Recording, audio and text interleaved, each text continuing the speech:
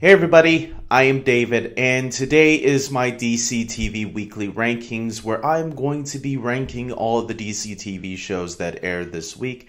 We have about 5 of them once again, and yeah, let's start ranking them. And as usual, something has to be in the last place spot. So, what came in 5th this week? Legends of Tomorrow, Season 3, Episode 17. Guest starring John Noble, because it did guest star John Noble, even though it was more of a cameo. But then again, if you, I guess, count his voice acting that he's been doing all season long, then yes, he did guest star once again in this episode. But the difference is, yes, he did get an on-screen role this time, which was really nice. I'm gonna say, as a fan, I'm happy they found a way on getting him to come on screen, and it's because the Legends had to go and get his voice because they realized that his voice sounded a lot like Mollis, the demon that they've been fighting all the season. We got a little bit of Gorilla Grodd trying to go after Barack Obama back in 1992, which was fun. This was a little fun episode. Once again, Legends is a lot of fun. I'm not going to say this was their best episode this season. This is still, ever since that first Constantine episode, episode where Constantine crossed over and had a little team up, I felt that after that, a lot of the episodes have been dipping a little bit. They haven't been quite as good as the first half of this season. I'm still enjoying it, but it's just, unfortunately, especially this is the episode leading into the finale. I was expecting a lot more from it, and I felt maybe there was too much story going on, and they should have focused solely on the Mollis situation instead of this side story with Vixen, Amaya, dealing with her future, I guess, or past, depending on how you look at it.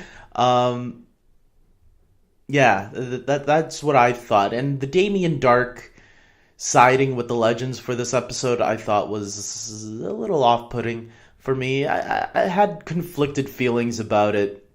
But for the most part, it was a fine episode. We did get our first physical look at Mollis CGI. The CGI on Legends is really good for a CW show. But we'll see. Next week is the finale. Apparently, we're getting Constantine back. We're also getting Jonah Hex. So they're going all out, bringing some guest stars. It will probably even set up Constantine joining the Legends for Season 4, since it's already been confirmed that he will be a regular.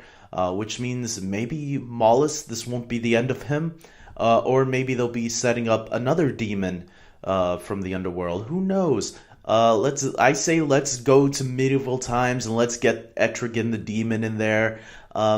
He's not a villain, but it would be cool to see him fully realized, especially since Legends is already pretty good with their CGI characters. I think they should take a crack at it.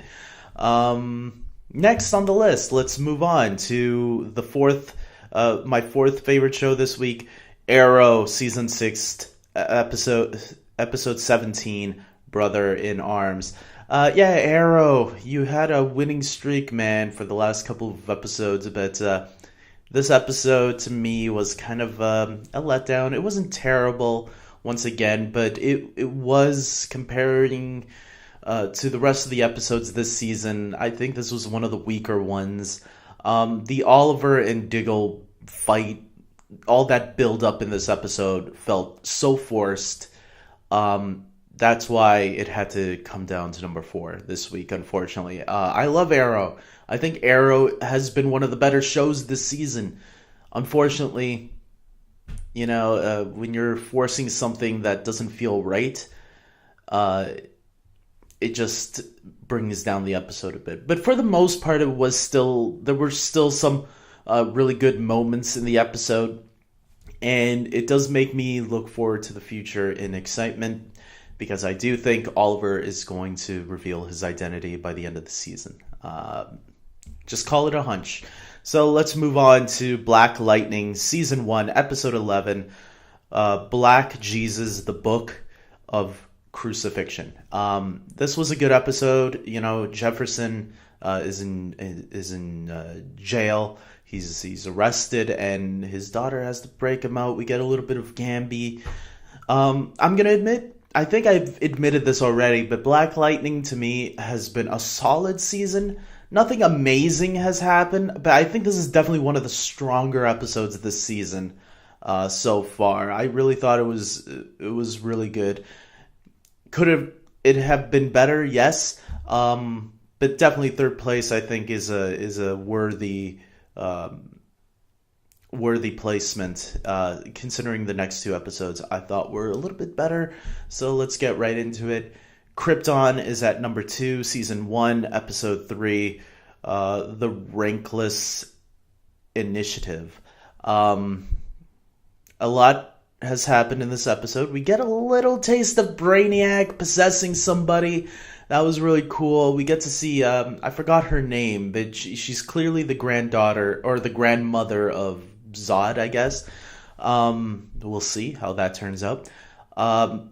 But I felt this episode was an average episode, especially after coming from the first two episodes. I wanted more from it. There's part of me that wants to I wish we could have skipped this episode and went ahead a little bit more. That's not saying this episode was terrible. I'm just saying I wanted more from it. I wanted it to give more answers. So we'll see next week, especially now that they're more aware, not aware, but they know about Brainiac. Let's see next week where the show is going to go. But I did think it was a good episode this week. So moving on to my number one favorite episode this week was Gotham season 4 episode 17, mandatory brunch meeting.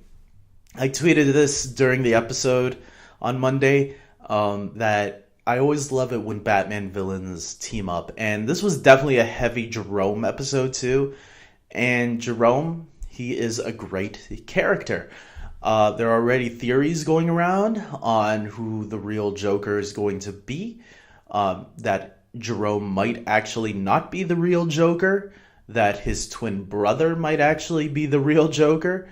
And which would still, it's a win-win scenario. You got this, you got this version of Jerome who we all thought was going to be the real Joker, and we're just gonna switch him with his twin brother, who could be a little bit different. I can't wait to see what kind of a spin the actor who plays Jerome is going to be putting on this, because he's been doing a phenomenal job since his introduction in season 1.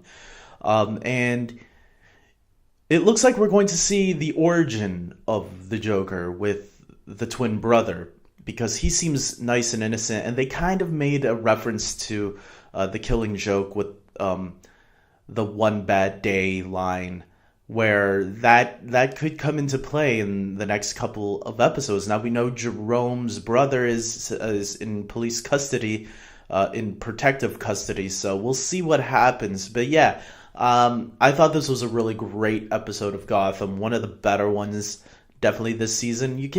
They can never go wrong with Jerome. You can tell whenever they have this character in their possession, they're having so much fun with him.